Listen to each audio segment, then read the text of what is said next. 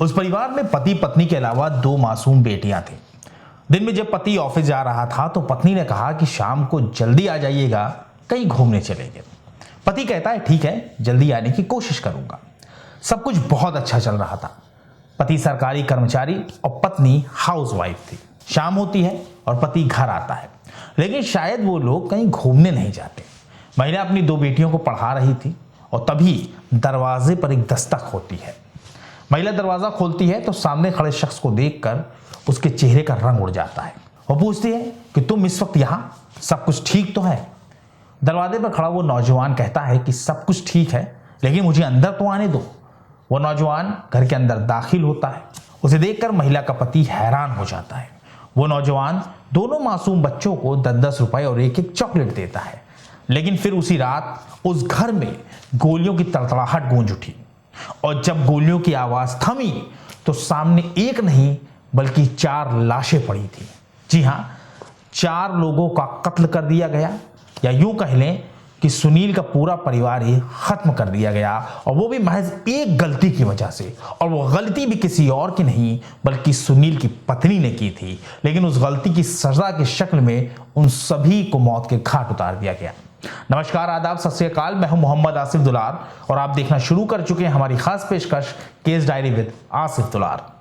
ये सच्ची घटना अमेठी जिले की है, जहां शिवरतनगंज के अहोरवा चौराहे के पास सुनील का परिवार रहता था और यहीं इस खौफनाक हत्याकांड को अंजाम दिया गया। लेकिन इसकी शुरुआत होती है यूपी की राजधानी लखनऊ से करीब 80 किलोमीटर दूर मौजूद रायबरेली से। रायबरेली के ऊंचाहार कस्बे के सुदामापुर गांव में राम गोपाल का परिवार रहता था।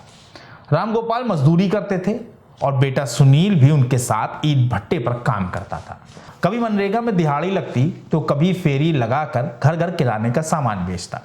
साल 2016 में पूनम से सुनील की शादी हो जाती है। सुनील अपनी पत्नी पूनम को बहुत चाहता था, लेकिन सुनील को पढ़ाई करनी थी। वो जानता था कि अगर जिंदगी बदलनी है तो किताबों से दोस्ती जरूरी है। सुबह मजदूरी, शाम को फेरी और फिर रात भर पढ़ाई, यही उसका रूटीन था। फिर आया साल 2018, जब यूपी पुलिस में 41,520 पदों पर भर्ती निकली। सुनील ने ठान लिया कि अब यह मौका नहीं गंवाना है। वो सुबह दौड़ता, दिन भर काम करता और रात में पढ़ाई करता, और आखिरकार उसकी मेहनत रंग लाई और दिहाड़ी मजदूर यूपी पुलिस में सिपाही बन गया। एक मजदूर का बेटा अब वर्दी पहन चुका था। सुनील अपनी तरह ही गरीब बच्चों को पढ़ाकर उनकी जिंदगी संवारना चाहते थे, इसलिए साल 2020 में ही सुनील का नाम शिक्षक भर्ती में भी आ गया। लिहाजा उन्होंने पुलिस की नौकरी छोड़ दी और वो टीचर बन गए। सुनील का घर रायबरेली जिला मुख्यालय से करीब 35 किलोमीटर दूर था, इसलिए सुनील ने रायबरेली के मटिया इलाके में किराए का कमरा लिया और परिवार के साथ वहीं रहने लगे।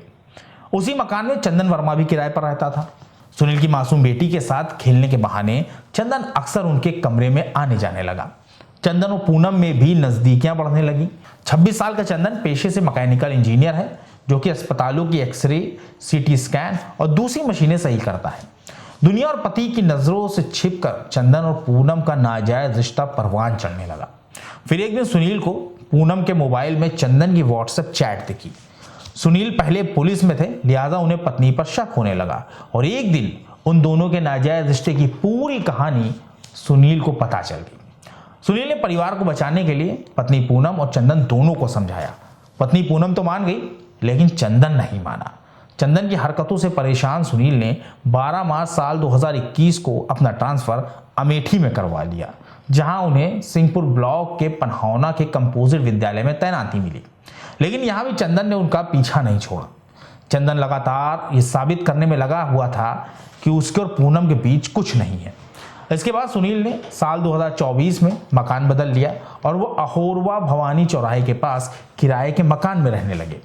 लेकिन चंदन ने उनका पीछा यहां भी नहीं छोड़ा और अब चंदन ने पूनम पर शादी का दबाव डालना शुरू कर दिया, जिससे अब पूनम भी परेशान रहने लगी।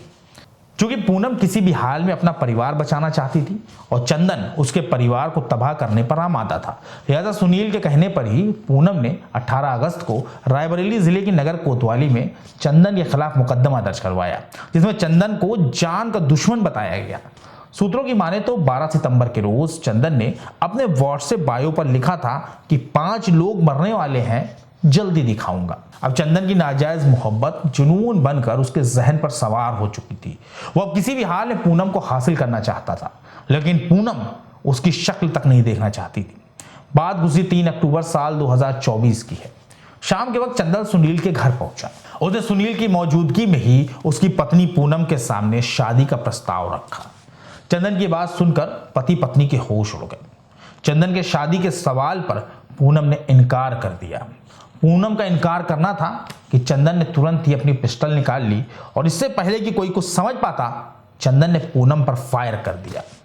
चंदन ने पूनम को 2 गोलियां मारी, जिससे पूनम घायल होकर मौके पर गिर गई और कुछ देर में उसकी मौत हो गई।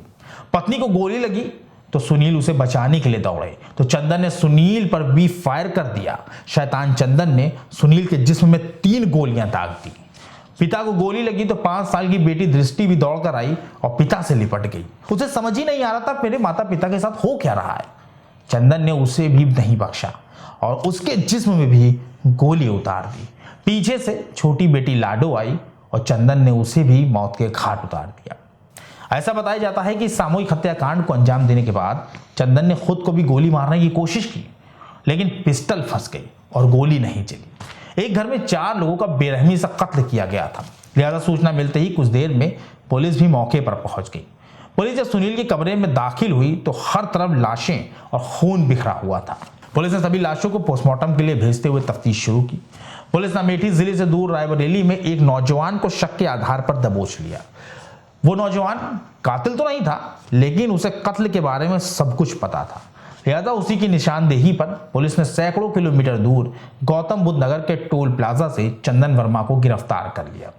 पुलिस चंदन को लेकर थाने पहुंचती है और उससे पूछताछ शुरू की जाती है। पूछताछ की शुरुआत में तो चंदन पुलिस को बरगलाता रहा, लेकिन जैसे ही पुलिस ने थोड़ी सी उंगली अपनी टेढ़ी की तो सारा का सारा घी खुद ब खुद निकलना शुरू हो गया।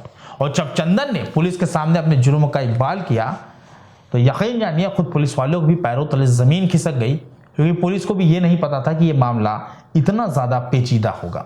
सबसे जरूरी बात तो यह है कि इस कहानी को शुरू से लेकर अब तक हमने आपको जो कुछ ही बताया, ये सब चंदन ने पूछताछ के दौरान पुलिस के सामने अपने इकबालिया बयान में कही थी। फिलहाल पूनम और सुनील का परिवार इस दुनिया में नहीं है और चंदन सलाखों के पीछे अपने अंजाम को भुगत रहा है। इस तरह 2 परिवार पूरी तरह से तबाह हो गए।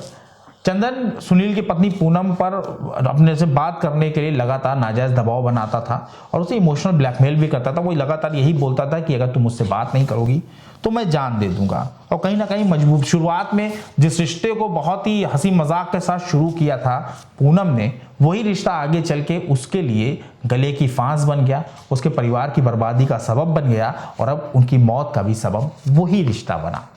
इस खबर को दिखाने का मकसद हमारा ये बिल्कुल नहीं है कि हम आपको डराएं या समाज में किसी तरह का डर पैदा करें, लेकिन हम एक बार फिर आपको ये बताना चाहते हैं, हमने आप पिछली स्टोरीज में भी आपको कई बार बताया कि देखिए नाजायज रिश्ता जो होता है कितना ही खुशनुमा क्यों ना हो, उसकी शुरुआत कितनी अच्छी क्यों ना हो, भले ही वो कितना ही क्यों ना जो है लोगों की नजरों से छुपा रहे, लेकिन वो एक न एक दिन अपना खौफनाक रुख इख्तियार कर ही लेता है।